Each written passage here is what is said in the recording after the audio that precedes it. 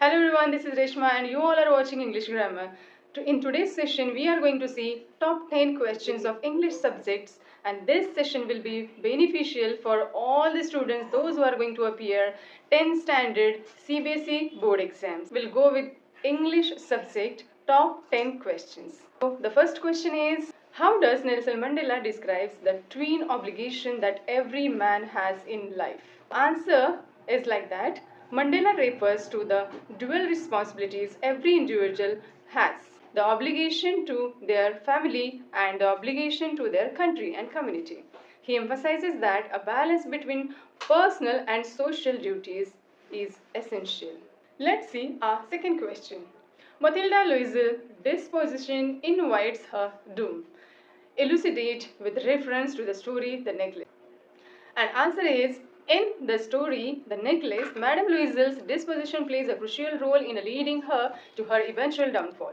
Her constant dissatisfaction with her life and her desire for a more luxurious existence drive her to borrow a necklace for a high society event, which she later loses. She and her husband spent 10 years repaying the loan she borrowed to replace the lost necklace. Let's see, third question. Who read the letter sent by Lynch? What did he do then? And the answer is, the postmaster read the letter sent by Lynch and decided to help him to keep his faith in God intact. He collected money from his friends and colleagues and sent it to Lynch, pretending it was from God. Let's go with the fourth question. And the question is, what lesson did Gautam Buddha teach Kisa Gautami about life and death? And the answer would be like this. Buddha taught Kisa Gautami that death is a natural and inevitable part of life. He conveyed that one should not grieve over the death of a loved one, as sorrow and lamentation can lead to mental distress and hinder the path to enlightenment. Fifth question. In every alternate stanza, Amanda drifts into fantasy and yearns for more freedom and silence. Justify and elaborate the reason. So you can write like this. In the poem Amanda by Robin Klein, the young girl Amanda constantly escapes into a world of fantasy in every alternate stanza as a way to cope with the strict discipline and constant nagging of her parents. In the alternate stanzas, she envisions herself as a mermaid, swimming freely in a tranquil sea, symbolizing her desire and independence, and often wandering barefoot, representing her craving for a life without parental control. And the next you can say Rapunzel. Rapunzel living alone in a tower, emphasizing her wish for solitude and escape from authority. These fantasies highlight how Amanda sees silence and loneliness as preferable to constant correction, making the poem a reflection on the struggles of childhood and the suffocating expectations imposed on children. Let's see sixth question, and the question is, how is the baker important in Goan culture? And what you would say, you can write over there. In Goan culture, the baker, known as a pader, plays a vital role in a daily life. Traditional bread is an essential part of Goan meals, especially during festivals and celebrations. The baker's arrival is eagerly waited each morning, symbolizing the community's reliance on this age-old profession. Let's see next important question, and the question is, a character arc is the transformation of development of character throughout a story and refers to the changes a character undergoes as a result of his or her experiences, challenges and interactions with other characters. In the light of above information, trace the character arc of Bholi in K.A. Abbas' story Bholi.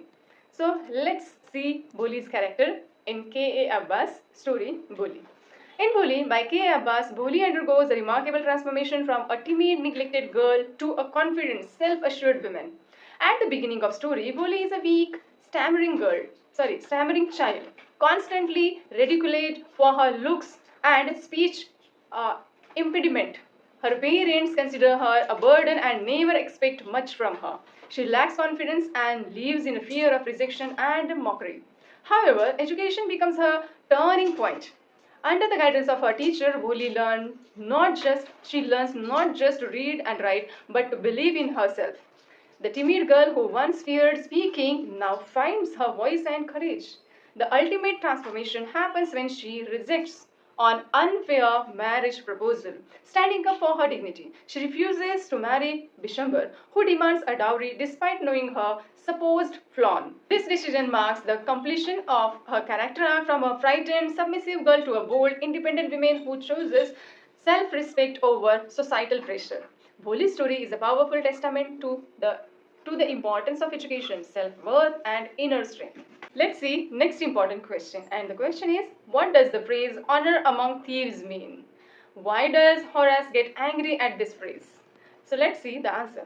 The phrase honor among thieves means that even criminals are expected to have a certain level of loyalty and not betray each other. Horace gets angry at this phrase because he was tricked and betrayed by another thief, which goes against this supposed code of conduct, making him feel cheated and foolish. Now let's talk about poems questions, and it is a related poetic device, and the question is, it is clear that alliteration is a poetic device used for roaming around she roamed. Let's see answer. It is clear that the alliteration is a poetic device which is used in the given verse, and the verse you can write over there, roaming around she roamed. And in this sentence, in this verse, R and R is repeated. So repetition is there, so obviously you can explain over there. R and R sound is repeated twice, and that is why it considered as an alliteration poetic device.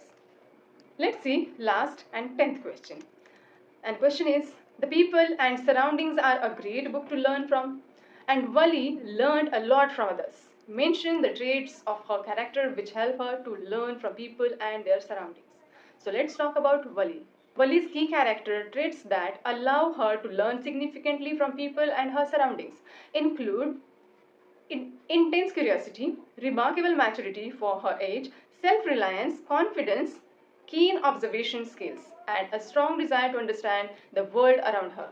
She actively engages with her environment, asking questions and interpreting experiences to gain knowledge and grow as a person. So for today, this much only, and remaining top 10s means next top 10 questions we'll meet with that in our next video. Thanks for watching.